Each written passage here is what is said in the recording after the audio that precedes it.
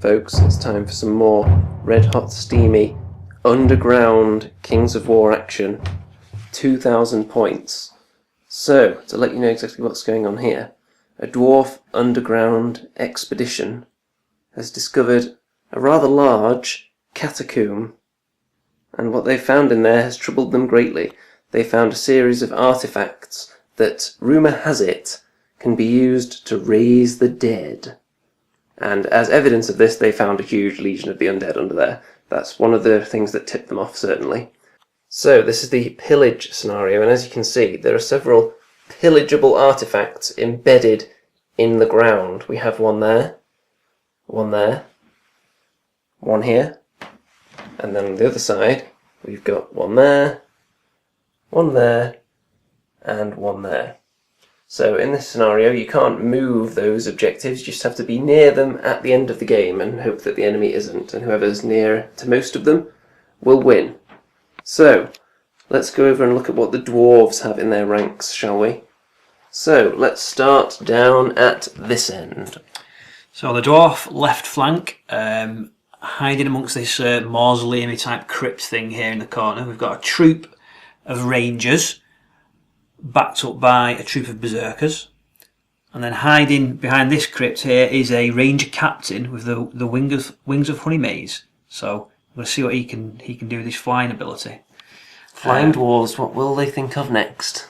Another troop of rangers, pretty much on an objective, with shield breakers behind them, regiment, and regiment of Iron Guard. The army standard bearer with the healing charm, giving his inspiring radius to all of these, including a horde of ironclad who've got the, I forget the exact name, but the pendant that blows up.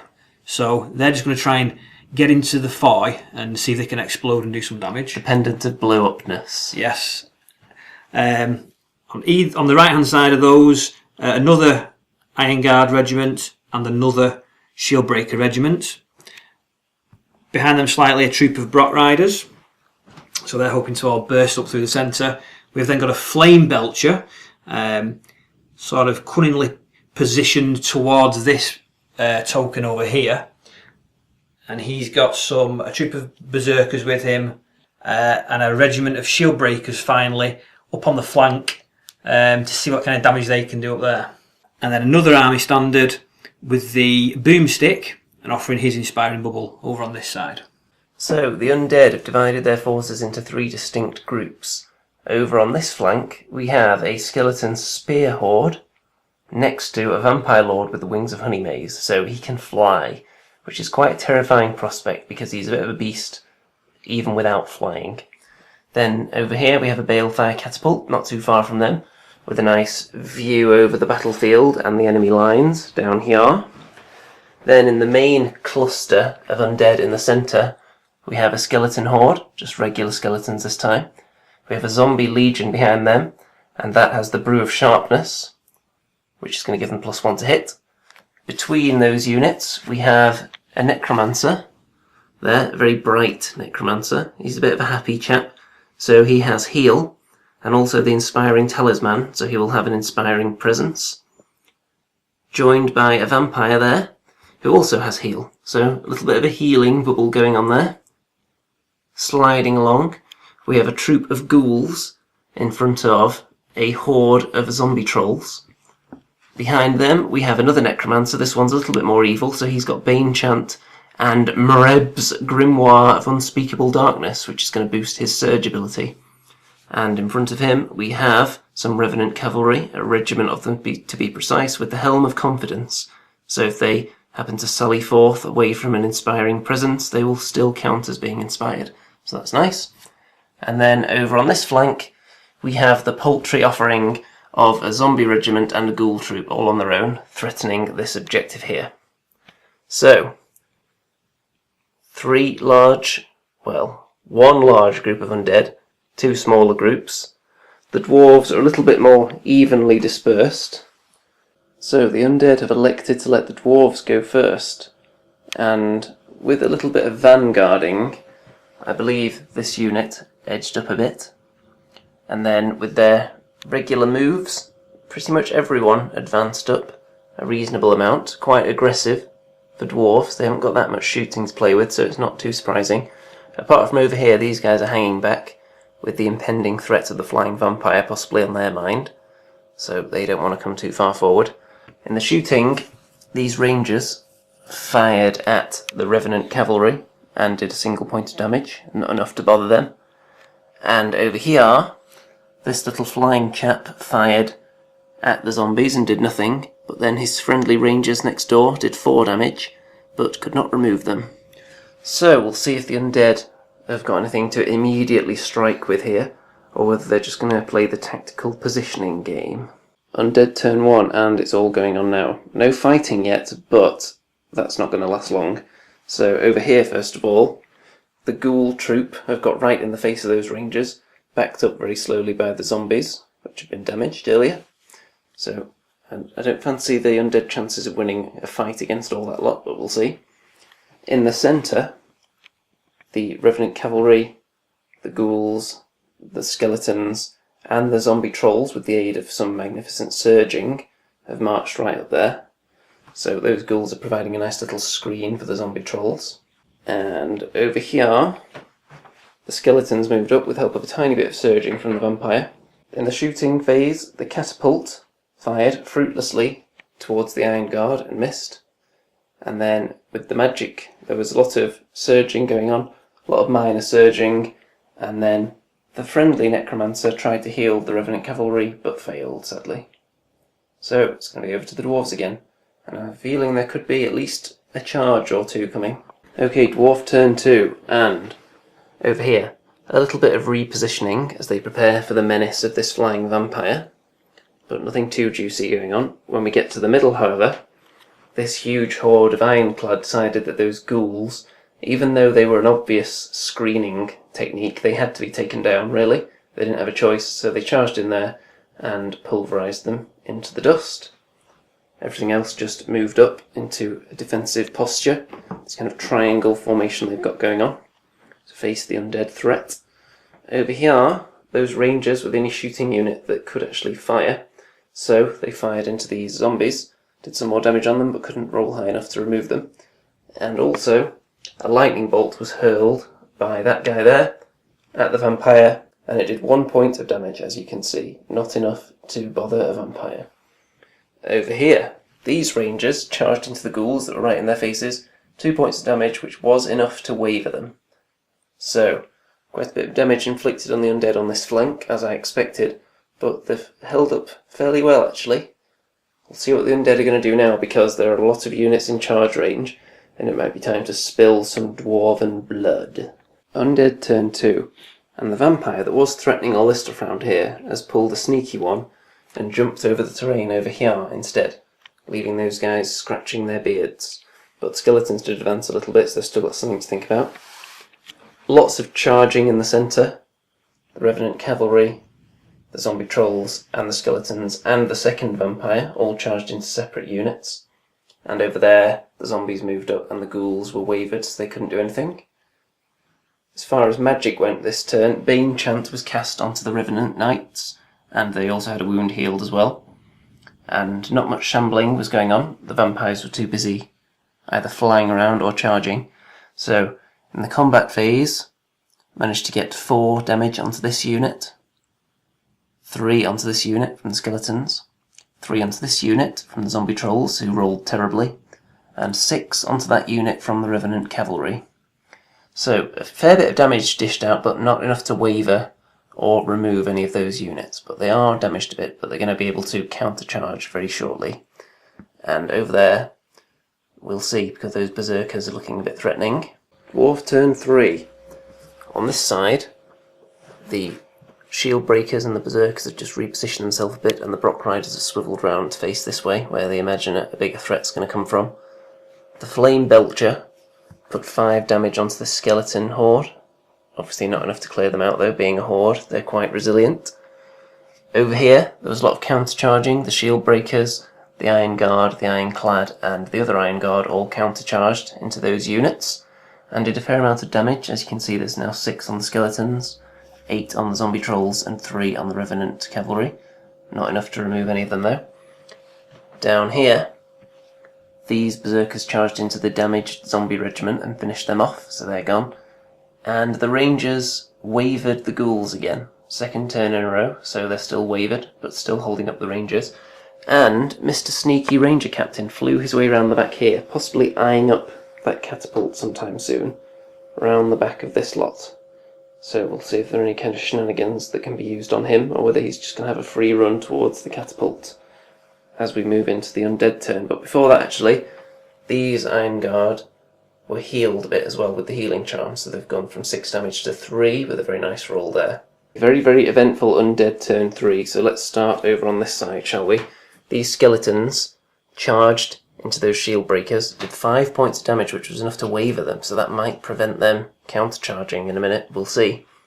Over here, some serious undead shenanigans going on, but we'll get to that in a minute. This vampire charged into the Brock Riders, did 3 points of damage, not enough to remove them, but it will remove their thunderous charge, which was his main goal there. Over here, the skeletons countercharged the Iron Guard with the aid of the wounded vampire, so with their combined might, they did enough damage to remove them. And the shield breakers, you'll notice, have also gone. That's because they were freed up because the vampire ran away. So, the catapult unleashed a balefire flaming skull at them, and it exploded all over them.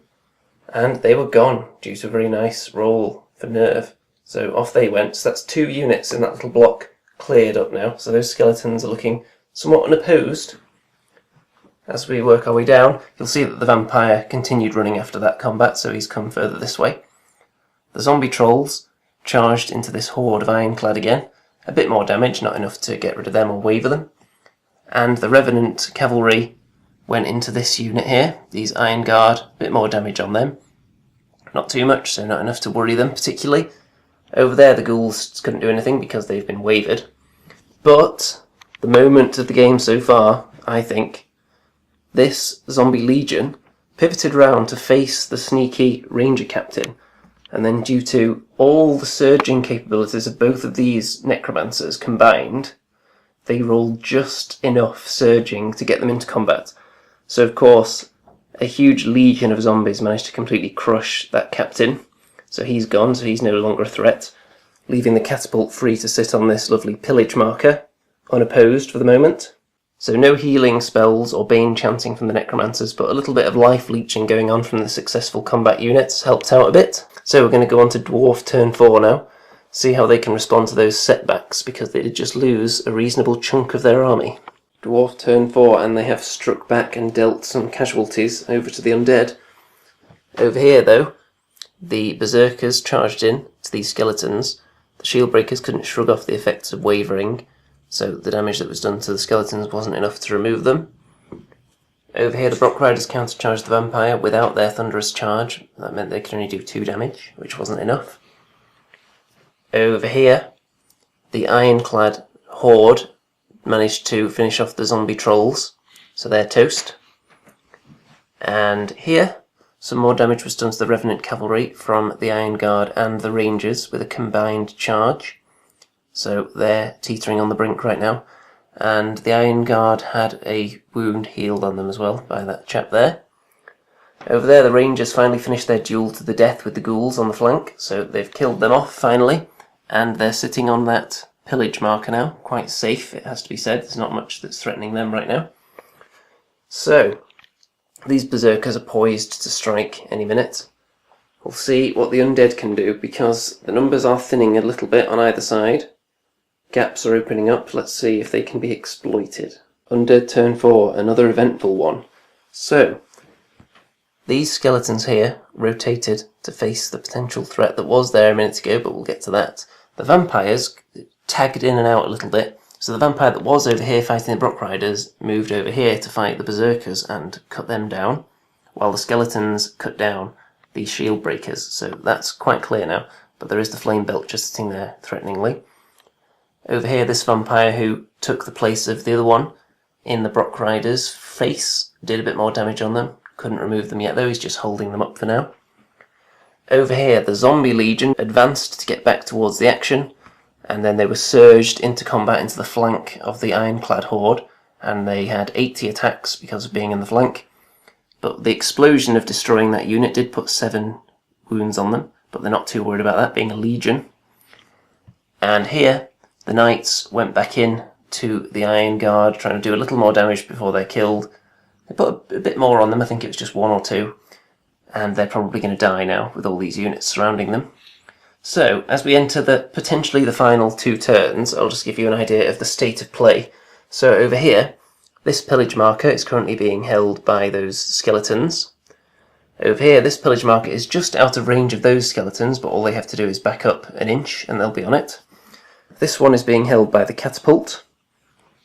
Over here, this one is currently not being held by anyone, because I think both these units are within 3, but the knights are about to die. That one is being held by the shield breakers. And this one over here is being held by the rangers. So it's very, very even at the moment. And we could end up getting another draw. I think we've already had about 4 in a row. Dwarf turn 5. And over here, the Flame Belcher in its death throes. You imagine it's about to get killed by something. So before it went down, it decided to fire at these skeletons, put more damage on them, but could not remove them. So they're still sitting pretty on that pillage marker. Further along, the Brock Riders did 2 wounds onto the vampire. Not enough again, though. And this sneaky standard bearer here fired a lightning bolt with his magic item, the boomstick, at the catapult. Did a point of damage, and there was a very tense moment where it could have potentially been removed with a high roll, but not right now. Over here, you'll notice that the Revenant Knights have gone. That's because they were surrounded on all sides, triple charged, and they were toasted lightly. Quite heavily, actually. Burnt to a crisp, even. So they're gone, and these units rearranged themselves a bit to face the various threats. And over here, these guys fired off some crossbow bolts into the zombie legion. Not too much damage done, though.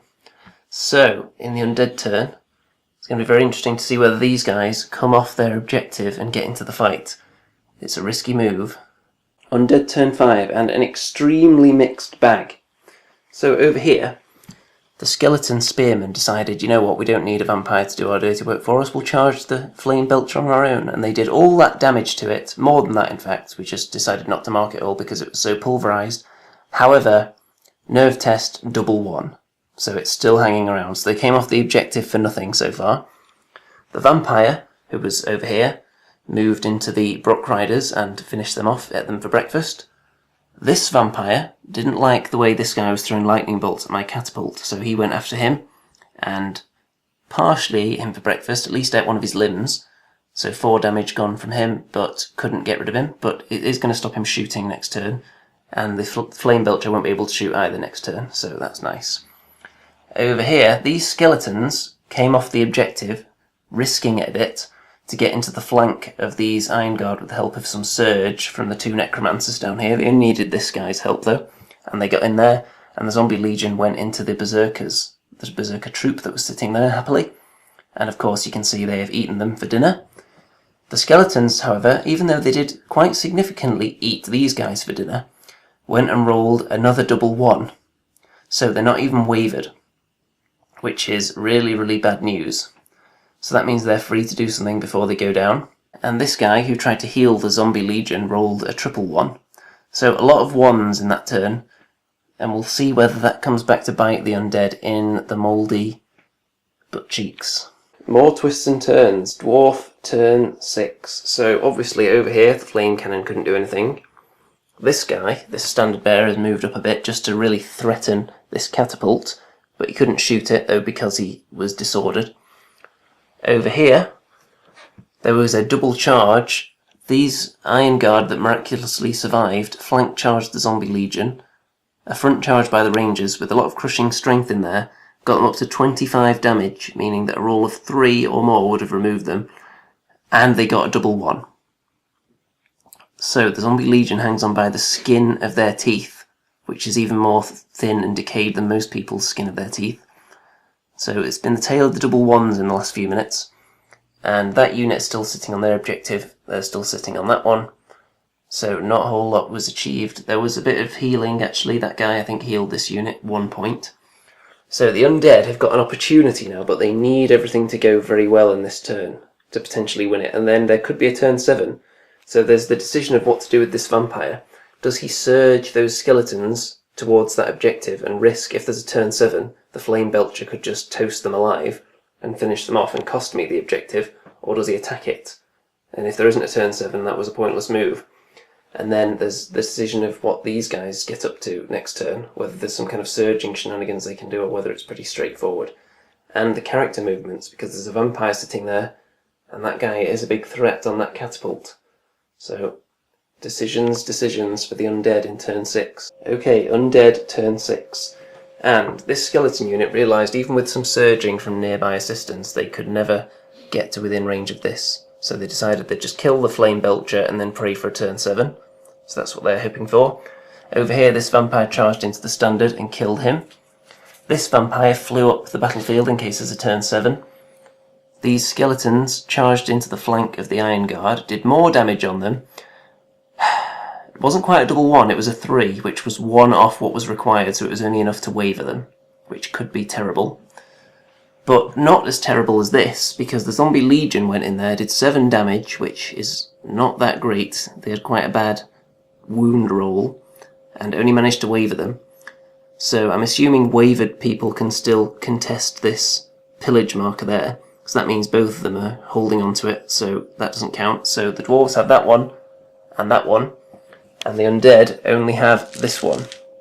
So if it ends now, then the Dwarves will win. If it goes to turn 7, I am very, very confident though, because the Undead are positioned to strike if we head into another turn, especially that vampire who's looking very scary.